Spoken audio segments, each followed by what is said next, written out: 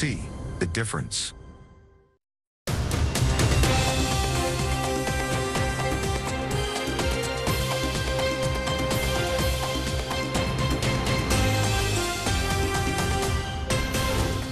China warns Japan to speak and act with caution over Taiwan, and Japanese citizens urge their prime minister to retract her remarks.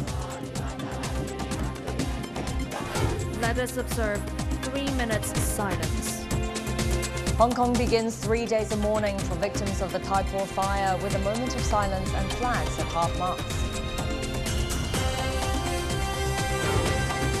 As the UN marks the Day of Solidarity with the Palestinian people, displaced Gazans in dire humanitarian conditions brace for a harsh winter.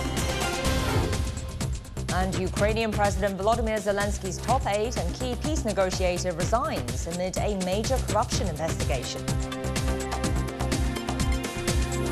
Hello and thank you for joining us on The World Today on Cgtn. I'm Jiao Yang in Beijing. China has rejected any disposition made regarding its territory in the post-war San Francisco Treaty. This treaty, signed by Japan and other nations after World War II without China's participation, did not specify Taiwan's status. Japan has since publicly recognized Taiwan as part of China. Sun Tianyuan has our top story. At today's press briefing, China's foreign ministry again criticized Japanese Prime Minister Sanae Takaichi for highlighting the so-called San Francisco Peace Treaty while ignoring documents that define Japan's post-war obligations. Spokesperson Mao Ning emphasized that China has never accepted that treaty, noting that it was signed without key World War II parties such as China and the Soviet Union. The so-called San Francisco Treaty was a separate peace with Japan, negotiated while excluding China, the Soviet Union, and other major parties to the World War II. This document violated the 1942 Declaration by United Nations, signed by China, the United States, the United Kingdom, the Soviet Union, and others, which prohibited making a separate peace with enemy states. It also ran counter to the UN Charter and fundamental principles of international law. Therefore, any disposition it made regarding matters such as sovereignty over Taiwan, which concerns China's territorial integrity and sovereign rights as a non-signatory, is illegal and invalid. Mao highlighted that the 1972 China-Japan joint statement clearly affirms that Japan recognizes the government of the People's Republic of China as the sole legal government of China, and that Taiwan is an inalienable part of China.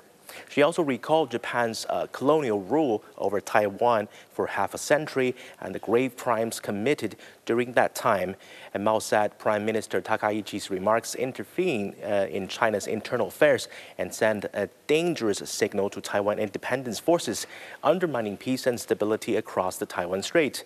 The Foreign Ministry once again urged Japan to retract its remarks, stop interfering in China's internal affairs, and demonstrate its commitment to China through concrete actions. Sun Tianyuan, Cgtn, Beijing. Protesters have returned to Japanese Prime Minister Sanae Takaichi's official residence to voice their concern over her remarks on Taiwan. Bai Chunyang reports from Tokyo. Temperatures in Tokyo are dropping, but over 1,000 people have gathered here outside the Prime Minister's official residence, calling on Prime Minister Sanae Takaichi to retract her recent remarks on Taiwan. Protesters are holding signs and chanting slogans, expressing concern over the tension sparked by Takaichi's comments. Takaichi's remarks on Taiwan have drawn sharp criticism from legal scholars, anti-war groups, and opposition parties in Japan.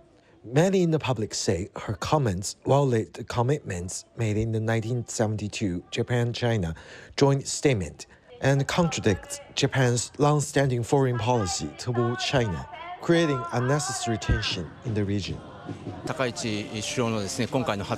Regarding Prime Minister Takaichi's remarks, I can only say this: they must be withdrawn. Her statements clearly deviate from the long-standing position of past Japanese governments.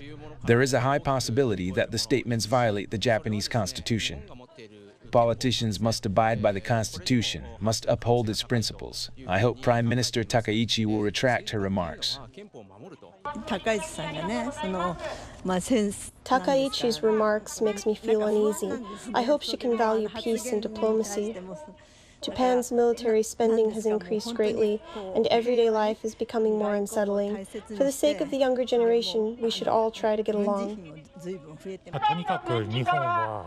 In any case, if Japan does not maintain good relations with other Asian countries, it will be difficult to survive in the future.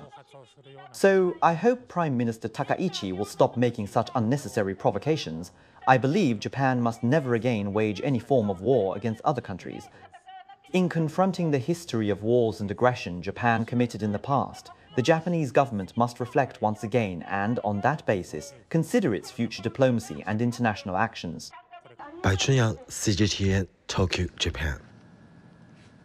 Public figures from multiple countries have stressed that the Taiwan question is China's internal affair.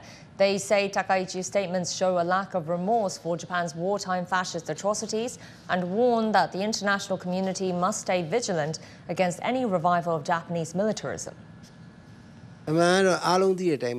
As we all know, Taiwan is simply a province of China. The Taiwan question is entirely China's internal affair. The One China principle has been recognized and accepted by countries around the world. Some Japanese politicians show no remorse for past mistakes, and this risks repeating history. You see, Japan seems to want to militarize after nearly 100 years. And so Japan is looking backwards to the military action that it had. We believe Japan's comments on Taiwan are baseless and represent improper and unacceptable interference. We respect China's sovereignty and recognize its constructive role in international affairs. Taiwan is an inseparable part of China, and we oppose any form of interference in China's internal affairs by Japan or any other country. The remarks made by Japan's Prime Minister clearly violate international law. We must reaffirm the core message embodied in UN General Assembly Resolution 2758. There is only one China, and Taiwan is an inseparable part of its territory. I stress once again, it is time for Japan to deeply reflect on the consequences of its historical mistakes and refrain from returning to the path of militarism. Hong Kong has observed a moment of silence as it begins 3 days of mourning for the victims of the city's deadliest fire in decades. The silence tribute commences. Let us observe 3 minutes silence. Chief Executive John Lee led officials and civil servants in a memorial service this morning at the government headquarters. The fire that broke out at a residential complex in Tai Po district on Wednesday has killed 128 people so far. The national flag and the Hong Kong flags will be flown at half-mast in all government buildings until Monday. All non-essential public events and government-funded recreational activities will be cancelled or postponed. Condolence books have been opened for the public to express their sympathy in the city's 18 districts. Full-scale rescue operations continue in the city 3 days after the fire. Firefighters fully extinguished the blaze on Friday and recovered more bodies. Patrick Falk reports. After another long night battling the blaze at Wang Fuk Court residential estate, firefighters were finally able to bring it under control on Thursday. The smoke that had filled the area for 2 days cleared and the remaining flames were extinguished. Our aim now is to make sure the temperature decreases in the building, and once everything is deemed safe, police will collect evidence and conduct further investigations. With the blaze now fully under control, rescuers could search for more missing survivors. As the death tolls ticked higher, so too has the count for the number of people injured. Since the fire broke out on Wednesday, Hong Kong's Red Cross has organised a blood donation drive to support the victims. At donation centres, including this one in Tsuen Wan district, a steady stream of people came throughout the day. Alo Tong visited the centre during her lunch break. I came today mainly because of the fire. I heard on the news it was needed, and I regularly donate blood. I give blood at least once a year. Dozens of people have been hospitalised by the blaze, including several who are in critical condition. Burn victims often suffer significant blood loss during surgery and treatment. Supplies in Hong Kong are heavily in demand. For many people, donating blood in these scenarios is something they feel they must do to support those who are suffering. I am young and my blood supply can recover. If I can help other people, it's a really good thing. The donations drive has also meant longer waiting times. People planning to donate have been advised to book an appointment in advance. The Hong Kong Red Cross Blood Transfusion Service says that blood banks are currently stable and that the Central Blood Bank has up to around 10 days worth of stock. But as more victims emerge, demand may increase. Patrick Falk, Cgtn, Hong Kong.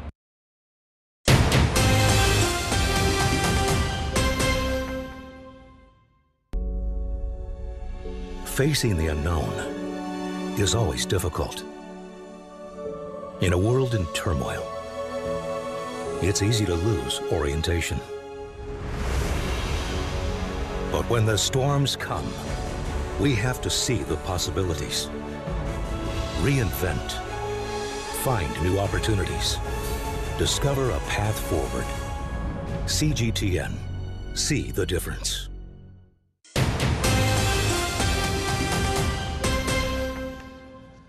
The United Nations commemorates the International Day of Solidarity with the Palestinian people every November 29th.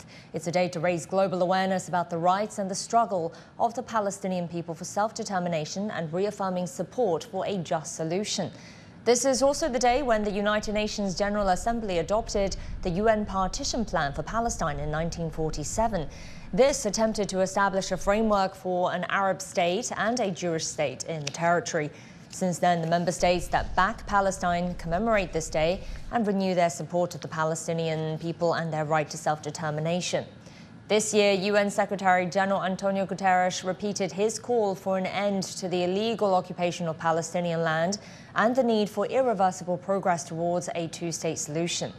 And earlier this week, China reiterated its support for the just cause of restoring Palestinians' legitimate rights, saying that the Palestinian question is at the core of the Middle East conflict and a test of the effectiveness of the global governance system. Well, meanwhile, many people in Gaza are bracing for a harsh winter. Displaced families living in fragile tents fear how they will endure the months ahead. Naja Al-Tibi reports. In a displacement camp in eastern Gaza, May Hassouna lives with her 4 children in a worn-out tent after their home was destroyed during the war. She lost her young daughter last winter due to severe cold and now faces an even harsher season. A thin tent offers little shelter from freezing winds, and within temperatures already dropping, May fears a repeat of last year's tragedy. As you can see, I have children. Last winter, my daughter died from the cold. I didn't even have a tent back then. This year, the weather is even harsher, and I'm terrified the same thing will happen, and I lose another one of my kids. Not far from May's tent, Tahrir Abu Jabal, a mother of 7 from Beit Lahia, faces similar hardship after her home was destroyed, forcing her family into a tent that offers little resistance to rain or wind. This winter is extremely difficult for us. We live in tents, and there are 9 of us in mine. When it rains, the tent turns into a waterfall over our heads, and I can't keep my children warm. With declining aid and the absence of basic services, skin infections are spreading among children inside the camps. Mothers like Tahrir struggle to afford treatment or even drinking water, which has become scarce and expensive. We don't have water, we don't have food, even the medicine for my daughter. I can't buy it. Her body is covered in fungus or scabies, I don't know. The doctor prescribed treatment, but I don't have the money. Even drinking water has become too expensive. According to the UN, nearly 2 million Palestinians are displaced across the Gaza Strip, with most lacking proper shelter.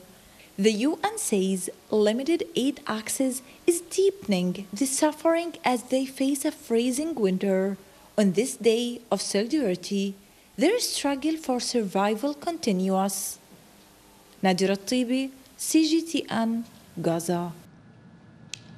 Russia has confirmed receipt of what Washington and Kyiv call an updated and refined peace framework to end the conflict in Ukraine. Kremlin spokesman Dmitry Peskov says talks will take place in Moscow next week. Special U.S. envoy Steve Witkoff is expected to meet Russian President Vladimir Putin in Moscow soon to discuss the deal. Specifics of the plan will not be disclosed. Putin earlier said the peace proposal drafted by the U.S. and Ukraine in Geneva could form the basis of future agreements to end the conflict. A Ukrainian team is headed to the U.S. to iron out details. Ukrainian President Volodymyr Zelensky's chief of staff has resigned hours after his home was raided by anti-corruption authorities. This comes as Ukraine is in the middle of delicate peace negotiations with the U.S. Former Chief of Staff Andriy Yermak had been leading the negotiating team. Audrey McAlpine reports. In his recent statements that were put out on social media, the Ukrainian president said that he hopes for a reset of the president's office. Now, Andriy Yermak was the president's closest advisor, but he was not very popular among Ukrainian people. That began especially this summer when it was the Ukrainian government made attempts to dismantle some of these bodies that regulate corruption within the country. So the hope is from Zelensky that by removing Yermak, there will be increased faith within the office of the president, especially at such a crucial time as this for Ukraine. Zelensky is set to meet with his staff, and he's going to be picking a successor to Yermak.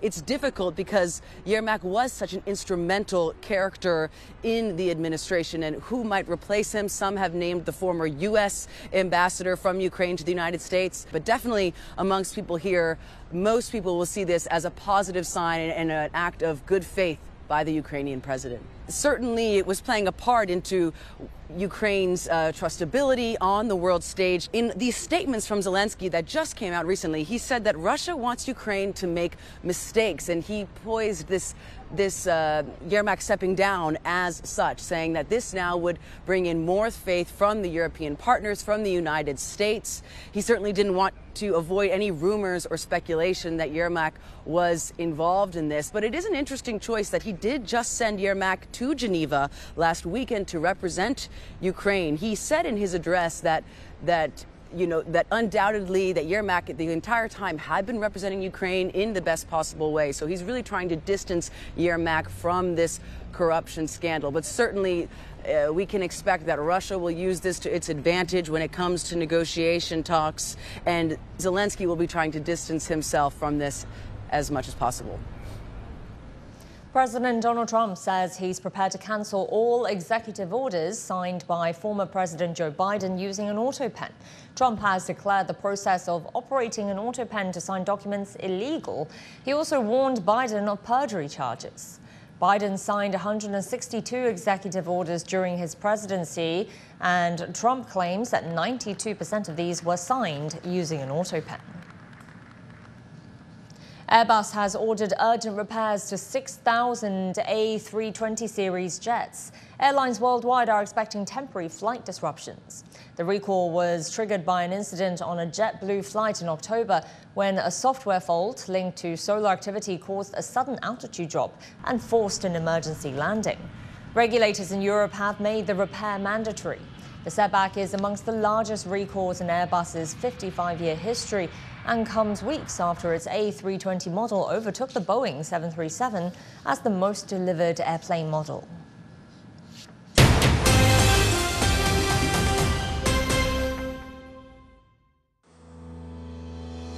Hainan writes a new chapter in China's modernization with the launch of special customs operations from December 18th. Increasing tax-free tariff lines from 21% to 74%, ensuring the free cross-border flow of goods, people, and capital.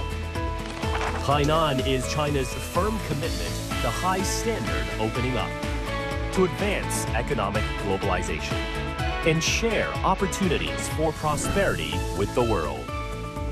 Join us for our special coverage of this historic milestone in Hainan's journey and China's continuing trade liberalization. only on CGTN.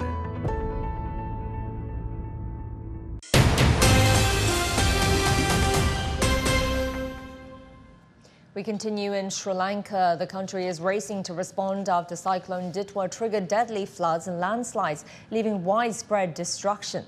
Cyclone Ditwa swept across Sri Lanka on Friday, killing at least 123 people and leaving 130 missing.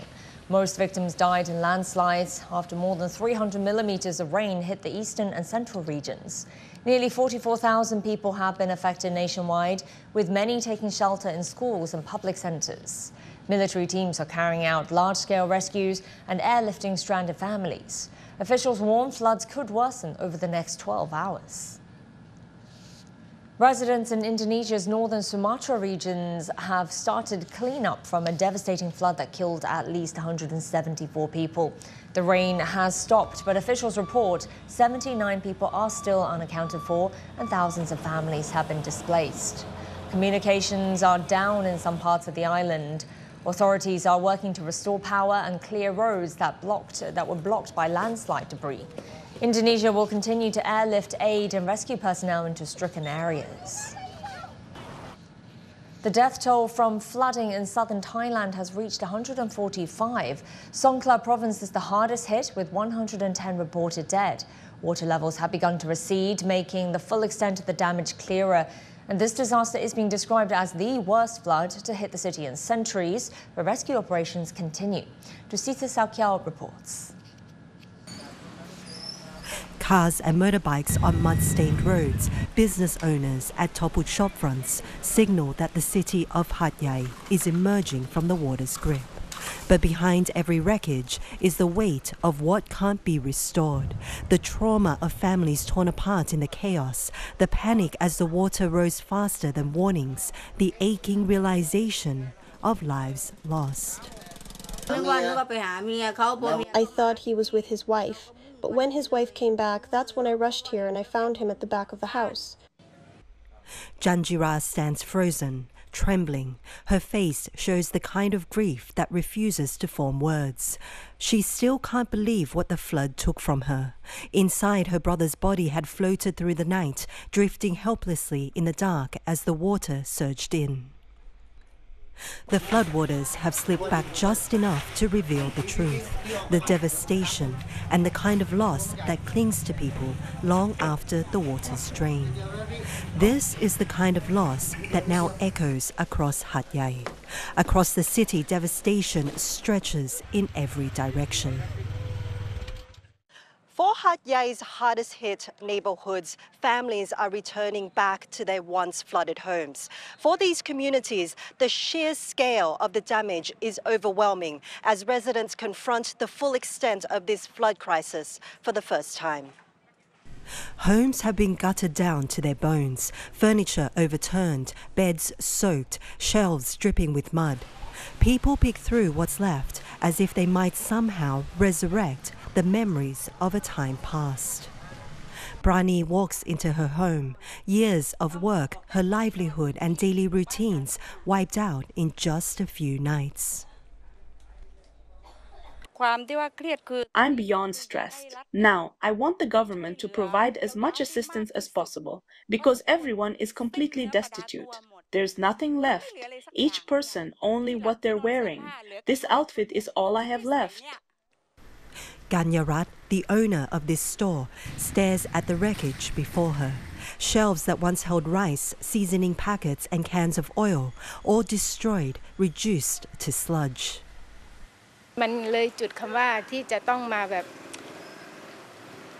It's past the point of grief. It's sadness, the loss total. But what can I do? It's not just me, it's the entire city. We can only help ourselves. This is a town grieving. Its people bound by loss, holding onto one another as they face the long, painful road of rebuilding. Not just homes, but hope, and the knowledge that even in survival, the city and its people will carry the weight of this catastrophe forever. Lucita Saogao, CGTN, Songkhla Province, Thailand. A reminder of our headlines this hour.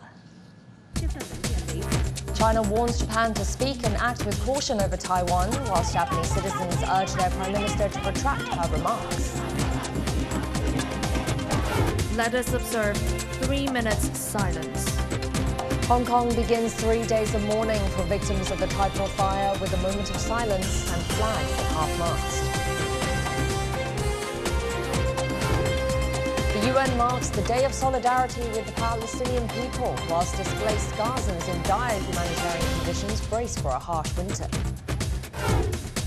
And Ukrainian President Volodymyr Zelensky's top aide and key peace negotiator resigns amid a major corruption investigation. Well, as winter sets in, endangered black-necked cranes in southwestern China's Sichuan Ruargai Reserve have completed their southward migration to Yunnan and Guizhou. And meanwhile, whooper swans from Siberia are arriving to begin their stay.